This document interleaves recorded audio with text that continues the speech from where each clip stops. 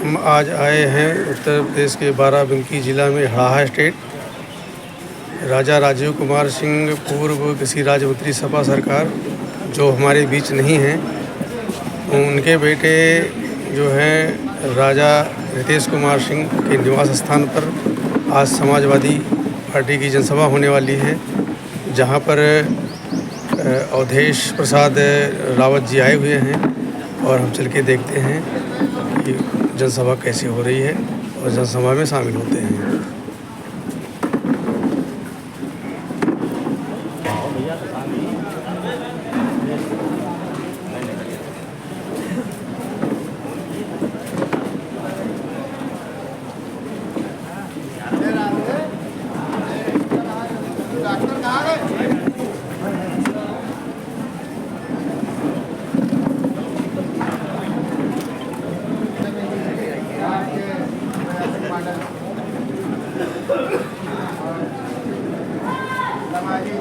रावत रेणु वर्मा जिंदाबाद जिंदाबाद। अवधेश प्रसाद रावत रेणु वर्मा जिंदाबाद जिंदाबाद। अवधेश प्रसाद रावत रिंकू भैया जिंदाबाद जिंदाबाद। अवधेश प्रसाद रावत रिंकू भैया जिंदाबाद जिंदाबाद। अवधेश प्रसाद रावत रिंकू भैया जिंदाबाद जिंदाबाद। अवधेश प्रसाद रावत रिंकू भैया जिंदाबाद जिंदाबाद। अवधेश प्रसाद रावत रेणु वर्मा जिंदाबाद जिंदाबाद। राजा साहब जिंदाबाद।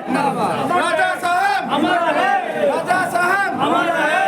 बाबूजी बाबूजी जिंदाबाद। जैन साहब है चाचा तो जैन समाजवादी पार्टी के भैया साहब बैठ जाइए, देखिए आशीर्वाद पूरा दियो चाचा। चाचा हमारे परिवार सब देखते हैं जम्मू जाएंगे टिकाए नगर के और ये अध्या तिवारी जी हैं, ये हमारे पिताजी के साथी हैं विनोद सिंह और ये विनोद जी हैं तनाव विनोदी भाई महाराज मनोज तिवारी जी कुमार भाई बैठे हैं। हमारे अध्यक्ष जी उपेंद्र सिंह जी इधर इधर चाचा मुन्ना भाई हैं, लड़े थे चेयरमैन चुनाव जो है अपने समाजवादी पार्टी, ये अपने सभासद जी हैं निकाय नगर के चेयरमैन भाई। और इधर से ले लो चाचा, इधर साइड में मंत्री जी राजेश रावत राजेश के इनके गए हैं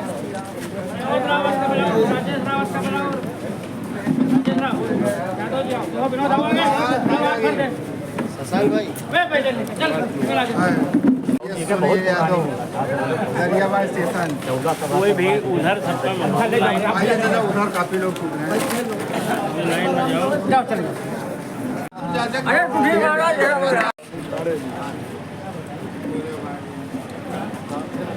रामू दे रहा हूँ।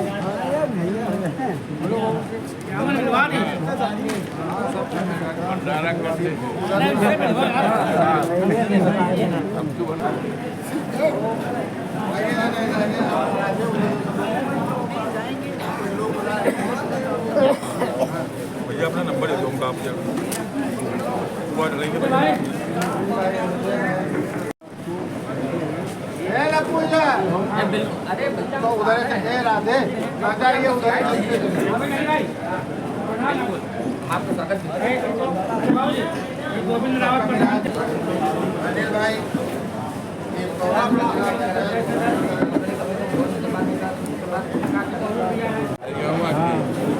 चार नौकरी दिया है। ये प्रमुख दिनेश चाचा के दिनेश चाचा का लड़का है, प्रमुख जी के लड़के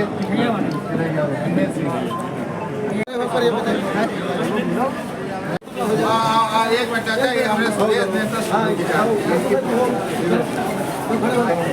सब फोटो खाएंगे।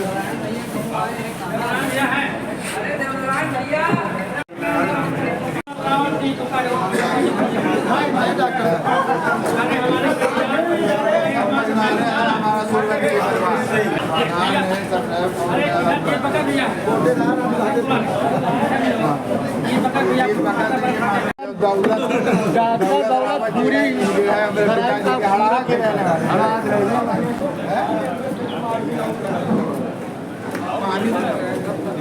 आ जाओ सब जने यार कैसे कर पानी बोतल पानी बोतल अच्छा अरे मुझे खड़े होइए पहले हम लोग स्वागत करेंगे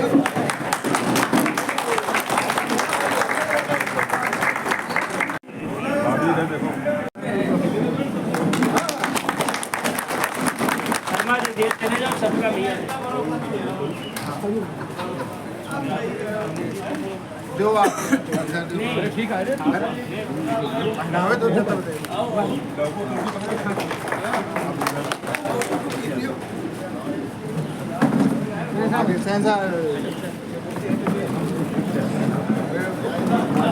जम्मू जा हमारे जम्मू अरे आप अयोध्या जा हाँ डॉक्टर का अरे आप चाचा पहना गुड्डू एक इनको गुड्डू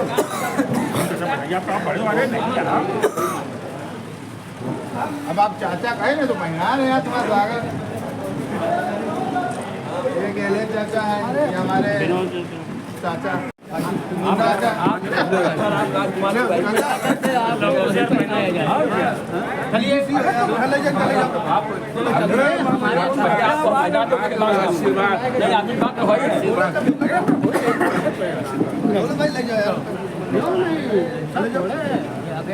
महाराज जय महाराज कहाँ गए आ गए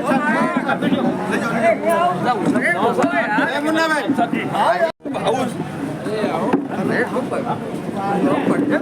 ये हमारे जो है सुधीर भाई अरे अब आप उनके मन है पहना का तुम्हारा स्वागत करे उनके मन है तो कौन उनका दिक्कत है उनका घर का ही है तो तुम पहना हाँ इनका ले जाओ अब आप बैठे हैं तो आप और लोग इनका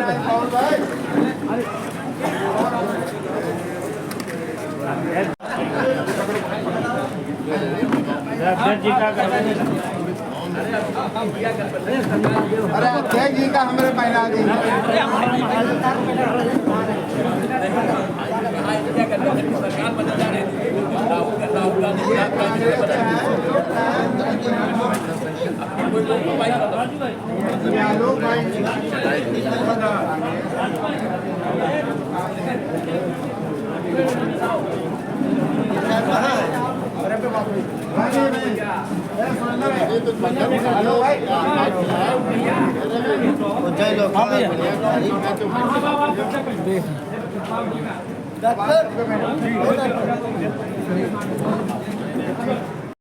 ब्लॉक अध्यक्ष कांग्रेस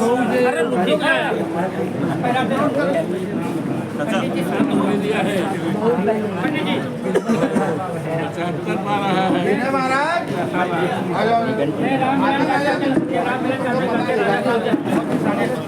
अरे ये पदाधिकारी है सांस्कृतिक अध्यक्ष जी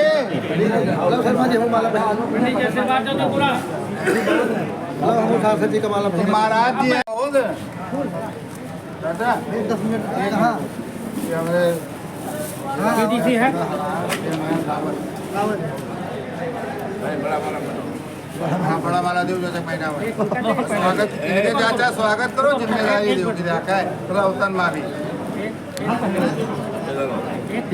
अरे करो आओ पहले अच्छा पहले चाचा पहना पहना अभी एक तुम पहना दो चाचा इनको बता दो अपने देखा है घर पट्टीदार सब और जय श्री राम अध्यक्ष जी जय श्री राम रावत आ जाओ भाई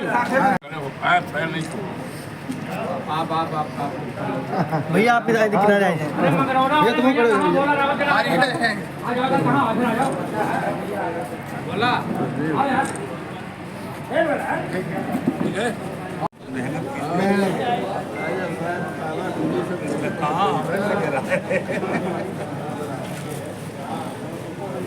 बहुत है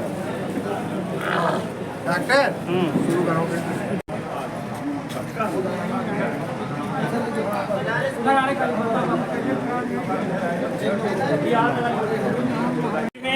हमारे हमारे सांसद प्रत्याशी श्री अवधेश प्रसाद रावत जी उपस्थित हैं। हम रिंकू भैया के सूझ बुलाए पर आप लोग यहाँ उपस्थित हुए, सबका स्वागत, वंदन एवं अभिनंदन है।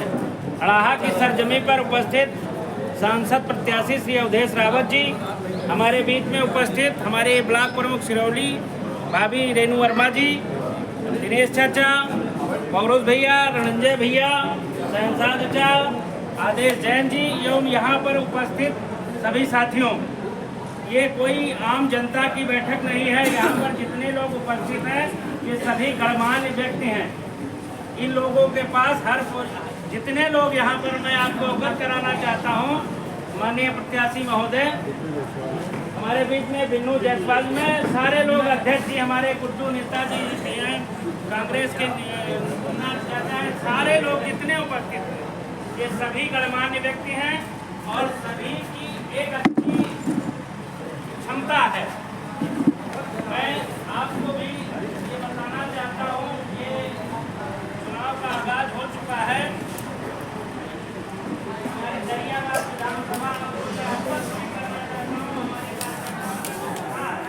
मैं अपने साथियों की बदौलत में पूर्व प्रमुख हमारी प्रमुख जी श्री सिरौली घासपुर भाभी रेणु वर्मा जी हैं, जो आपसे 2 शब्द कार्यकर्ताओं को बताएंगी।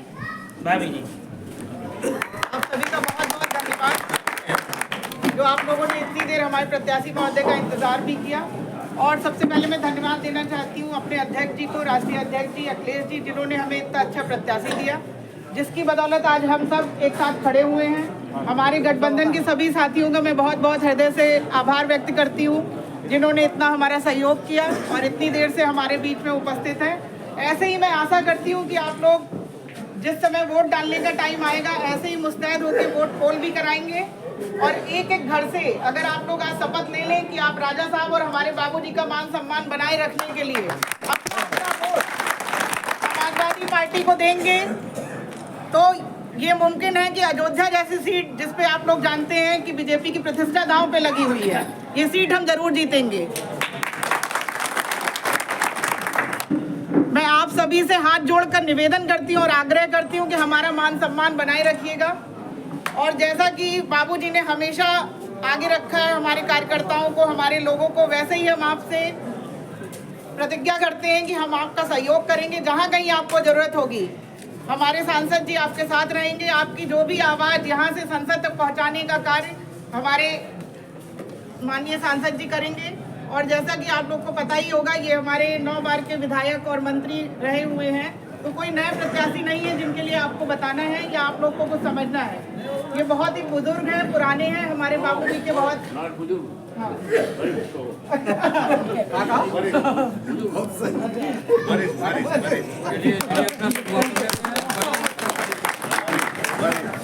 वरिष्ठ नेता। और इनका सम्मान में ही हम सबका सम्मान है। जैसा कि आप लोग जानते हैं कि बीजेपी के राज्य में क्या क्या हो रहा है, हमारे युवा साथियों को नौकरी नहीं मिल रही है, उसकी जगह पर्चा लीक हो जाता है।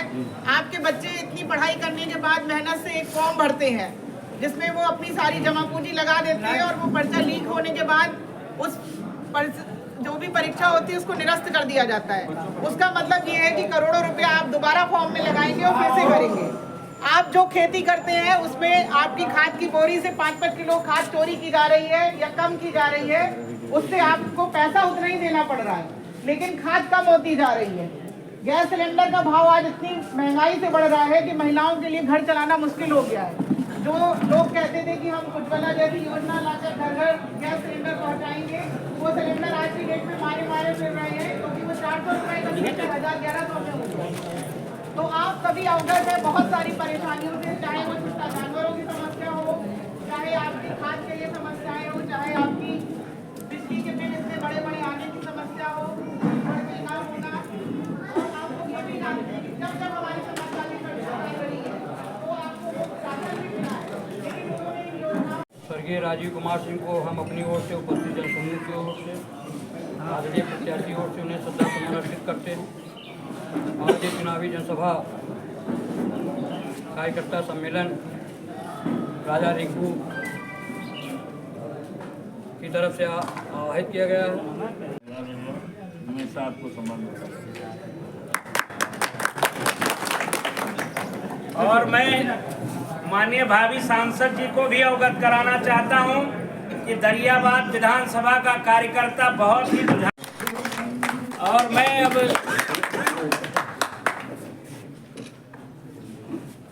सीधे आमंत्रित करता हूं भावी सांसद माननीय अवधेश प्रसाद रावत जी को आपके बीच में आए।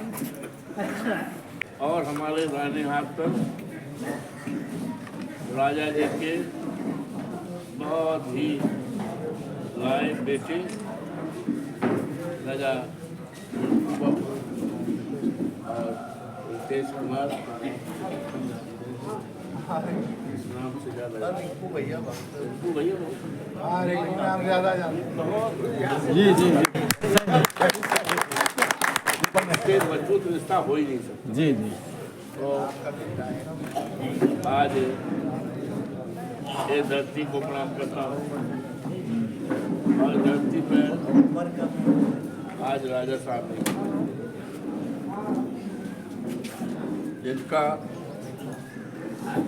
क्षेत्र हमारे पास है, हम इनके चरणों में श्रद्धा सुमन अर्पित करते हैं और धरती को प्रणाम करता हूँ।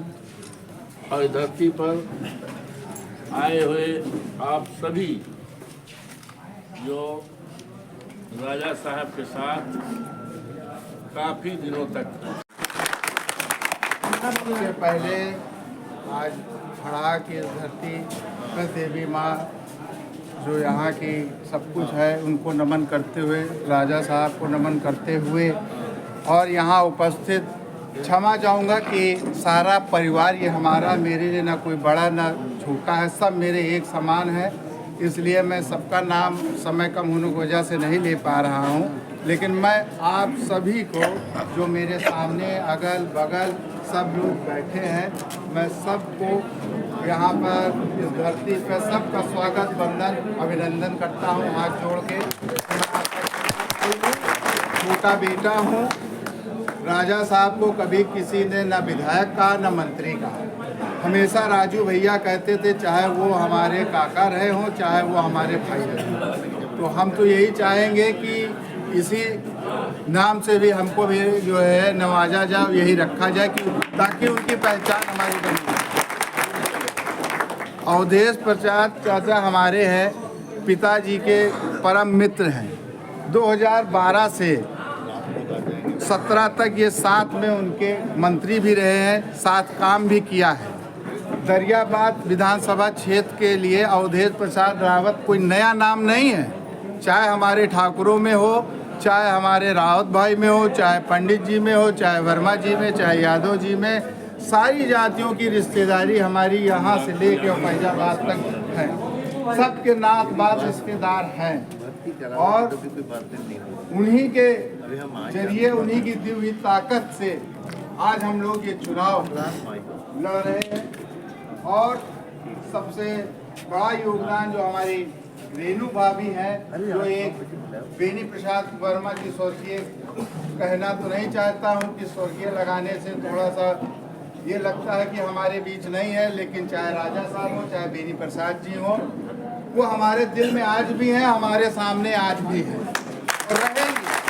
क्योंकि हमारी राजनीति का जो काका गागा है ये बाबूजी के परिवार से और राजा साहब से ही यहाँ चला आ रहा है और ये भाईचारे का रहा है। इस दरियाबाद विधानसभा क्षेत्र में न बाबूजी ने कभी किसी को क्षेत्रवासी समझा, न राजा साहब ने किसी जात किसी धर्म को समझा। सबको अगड़ा पिछड़ा दलित अल्पसंख्यक सर्व समाज सबको अपना समझा और सबका काम जो भी उस लायक थे वो करते थे। चाहे वो दिल्ली में रहते थे तो वहाँ भी करते थे, राजा साहब उत्तर प्रदेश में रहते थे वहाँ भी करते थे। उन्होंने इस क्रम में मैं अपने राष्ट्रीय अध्यक्ष जी जो अखिलेश यादव जी हैं, मैं उनको भी बहुत बहुत धन्यवाद और आभार व्यक्त करना चाहता हूं कि 4 महीना पहले हमारी कड़ी जोड़ने का काम, वैसे भी कहा जाता है कि रावत और ठाकुर भाई भाई हैं, जो एक वो हो सकता है कि अलग दृष्टि हो सकती है देखने का, लेकिन प्रभु राम श्री राम जो हमारे अयोध्या में विराजमान है उनकी हम लोग कुल पटीदारी और गोत्र के हैं। उनकी सेना में भी सबसे ज़्यादा रावत ही थे। ये शायद आप लोगों को ना मालूम हो या ना बताया हो तो जान लीजिए।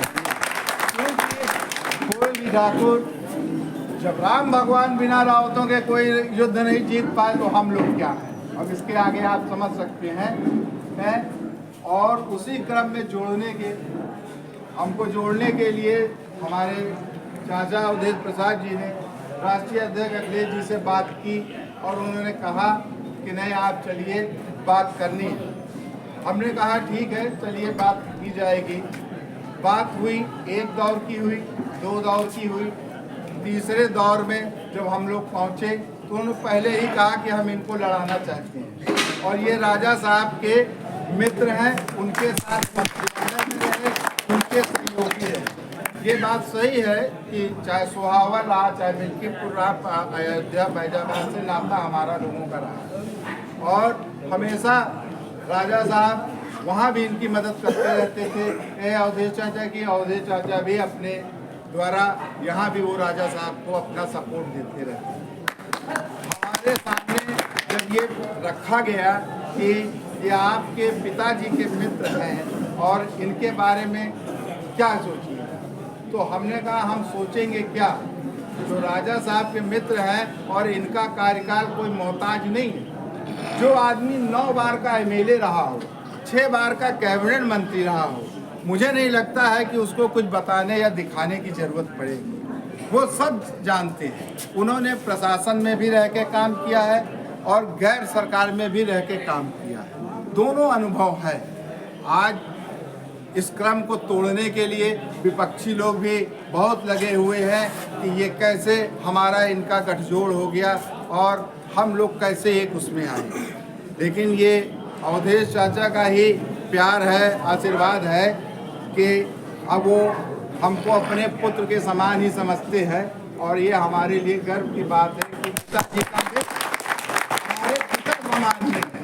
जितने भी जो लोग हैं हमारे पिताजी के जो मित्र रहे हैं, हम उनमें अपने पिताजी की ही छवि को देखते हैं और उन्हीं के आशीर्वाद और प्यार से आगे चलना चाहिए। आज सभी लोग जानते हैं, हमने तो आप तो जानते थे कि राजा साहब जिस चीज़ का संकल्प ले लेते थे उसके लिए वो कभी पीछे मुड़ के नहीं देखते। हमने भी जो संकल्प लिया आगे बढ़ने का और एक बार अवधेश प्रसाद चाचा को हमने कहा कि ठीक है, हमारा जो कुछ भी है दरियाबाद में वो आपके लिए रहेगा और हम आपको जिताने का काम करेंगे।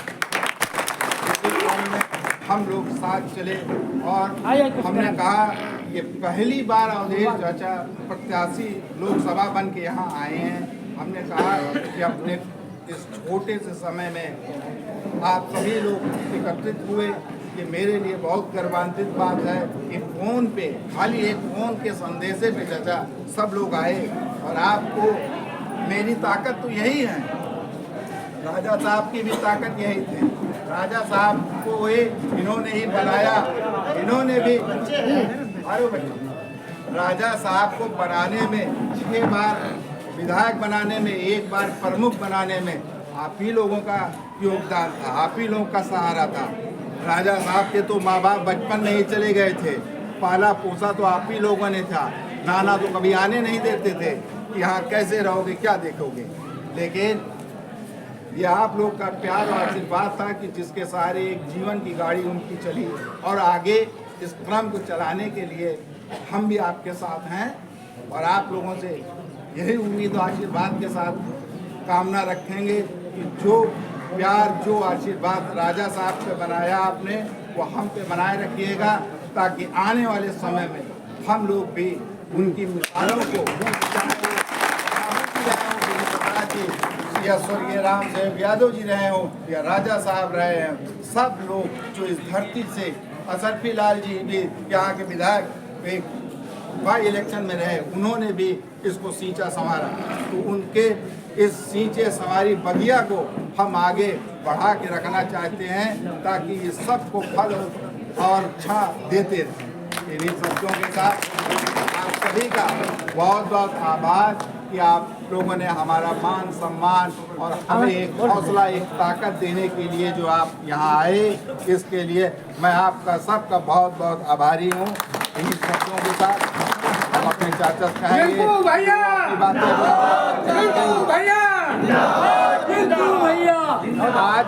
आज जो छलावा चल रहा है, अब मैं आपको छोटी बात बताना चाहता हूँ। अयोध्या का रामचंद्र जी का मंदिर अयोध्या से 80 किलोमीटर के दायरे में आप घुमा के देख लीजिए, सारे उन्हीं के वंशज राम भगवान के यहाँ है। चाहे वो हड़हा का रहा हो, चाहे बस्ती का रहा हो, चाहे आपके गोंडा का रहा हो, करीब करीब है। लेकिन राजनीति में हम लोगों ने कभी धर्म को नहीं, केवल पूजा पाठ में रखा, उसका कभी व्यापार या उसका कोई प्रचार नहीं किया। इसलिए अगर आज एक छोटी सी बात बताना चाहता, एक छोटी सी, आप किसी मुसलमान को ले लीजिए, आप किसी ईसाई को ले लीजिए, आप जैन धर्म ले लीजिए, चाहे जिसमें ले लीजिए, कोई भी राजनीति सभी वर्ग के कर रहे हैं, लेकिन किसी ने अपने धर्म को आगे रख के राजनीति नहीं की है। हमेशा राजनीति का काम दिशा और दशा समाज को दिखाने का रहा है, और उसी काम के लिए विधायक और एमपी चुना जाता है। एमपी एमएलए का काम किसी मंदिर में पूजा पाठ करने के लिए नहीं है। मंदिरों की व्यवस्था के लिए हमारे साधु हैं, हमारे महंत हैं, हमने मंदिर बनवाए, हमने जो है कुटिया बनवाई, वो उनके लिए है। लेकिन राजनीति भी एक जनता का मंदिर है, तो जनता का अनुयायी होना चाहिए जो आपकी हित की आवाज़ पहुंचाए। आज 10 साल से यहाँ मौजूदा सांसद जी हैं, कोई बता दे कि इनमें से अगर 10% के सिवा किसी ने शकल भी देखी हो, काम की तो मैं बात नहीं जानता। अगर काम किया है या जो भी 10 साल में, तो आप प्रेस रिपोर्टर लोग हैं यहाँ, ये बतावें कि इस 10 साल में राम के नाम पे वोट दिया गया, सारी चीज़ें की गई, लेकिन समाज को बनाने के लिए और समाज में एकजुटता के लिए क्या किया गया। एक छोटा सा उदाहरण बताता हूँ। कोरोना काल चल रहा था, बहुत भयानक काल था, बहुत भयानक। जितनी भी पीछे की महामारियाँ आई, उनसे भयानक काल था। आप लोग बताइए राम भगवान से लेके कौन सा मंदिर साल भर खुला रहा जिसके दरवाजे अपने बेटे, अपने बाप, अपनी वाइफ, बीवी को गए प्राण बचाने के लिए आप मंदिर में गए? बताइए। अगर आपके घर में परिवारजनों के अगर प्राण बचे हैं तो हॉस्पिटल से बचे हैं, डॉक्टर की दवाई से बची हैं, ना कि लालटेन जलाने से और थलिया बजाने से बची है। बताइए। आज जिसका उदाहरण दिया जा रहा है कि कोविड काल में अगर प्रधानमंत्री जी ना होते तो सब वो जो है अनर्थ हो जाता। आप बताइए, वो क्या डॉक्टर हैं कोई या कोई साइंटिस्ट हैं? अगर आपकी जान बचाने का काम साइंटिस्टों ने किया और आपकी जान बचाने का काम हॉस्पिटल ने किया, आपकी जान बचाने का काम आपकी दवाओं ने किया, आपकी दवाएं तक का कम हो गई थी।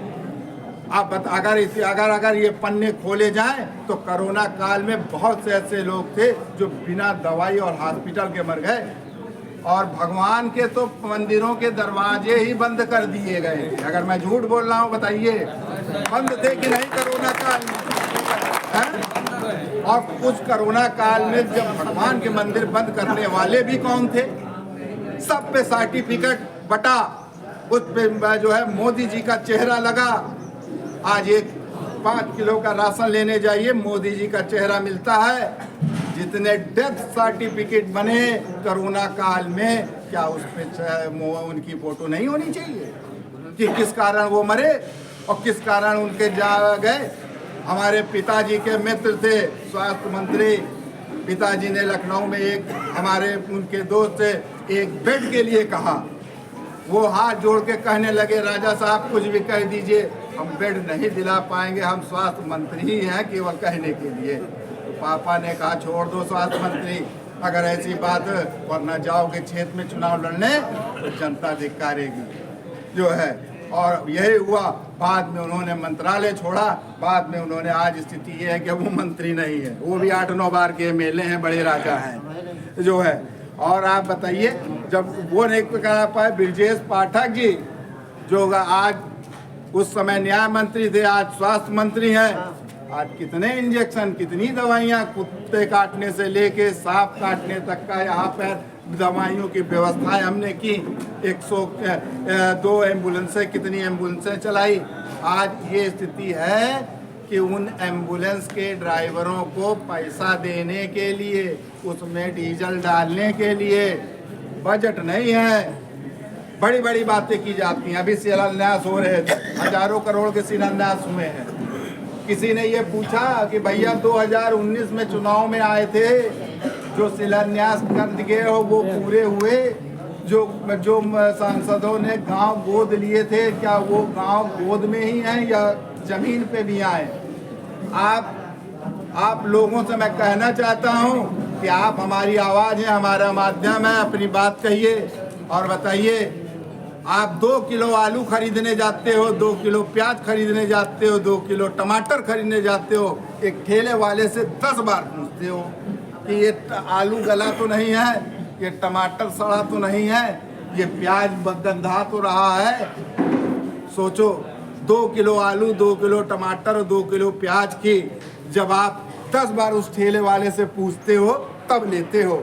ये 5 साल का आपका कार्यकाल है। आप 5 साल में जवाब लेने के हकदार हो। आप जनता हो। आप बहुत बड़े सम्मानित लोग हो। आप लोग ही MP MLA और पार्टियों की दशा दिशा तय करते हो। लेकिन कभी ये सोचा है कि 5 साल में एक बटन दबाने के सिवा क्या अधिकार मिला? बताइए। अगर मिला हो तो बताइए, और ये बात जनता में रखिए कि तुमको 5 साल में खाली एक बार MP का बटन दबाने मिलता है और एक बार विधायकी के चुनाव में आपको विधानसभा के चुनाव में बटन दबाने का अधिकार मिलता है। इसके सिवा आपके पास कुछ नहीं है। आपसे अच्छे तो मनमोहन सिंह थे कि 10 रुपया का ITI दिए, किसी अधिकारी का मांग लो, किसी का भी ग्राम सभा का खाका वासा मांग लो। आज कौन लोग हैं, कितने लोग हैं? अभी लोक निर्माण मंत्री, स्वास्थ्य मंत्री, शिक्षा मंत्री, जितने हैं मंत्री हैं, लाखों के बताया गया कि विधानसभा में बजट पास हो गया। चाचा बताइए इनको। लोक निर्माण विभाग 50% छोड़िए, 28%, स्वास्थ्य विभाग 30%, शिक्षा विभाग 20% के करीब में। बताइए, ये बजट खर्च कर रहे हैं और बता रहे हैं देश तरक्की करेगा, देश बड़ा नाम करेगा और हम इकोनॉमी जो है पूरी दुनिया में बन जाएंगे। किसान बेचारा मर रहा है, उसकी फसलों का दाम नहीं मिल पा रहा है, यूरिया गायब हो रही है, डीजल बढ़ रहा। अभी चुनाव आया तो आप देखिए, जैसे ही गठबंधन हुआ समाजवादी और कांग्रेस का, सीधा 2 रुपया डीजल पेट्रोल का, सीधा 200 रुपए सिलेंडर काम।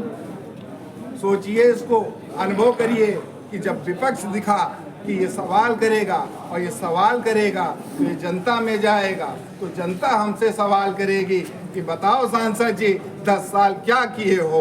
तो और उनका भी लेखा भाई उसी तरह देखिए, जैसे 2 किलो आलू, 2 किलो टमाटर, 2 किलो प्याज लेने सब्जी मंडी में खड़े होके उस ठेले वाले से आप 10 बार क्वेश्चन करते हो, उसी तरह पूछो कि 10 साल में आपने क्या किया।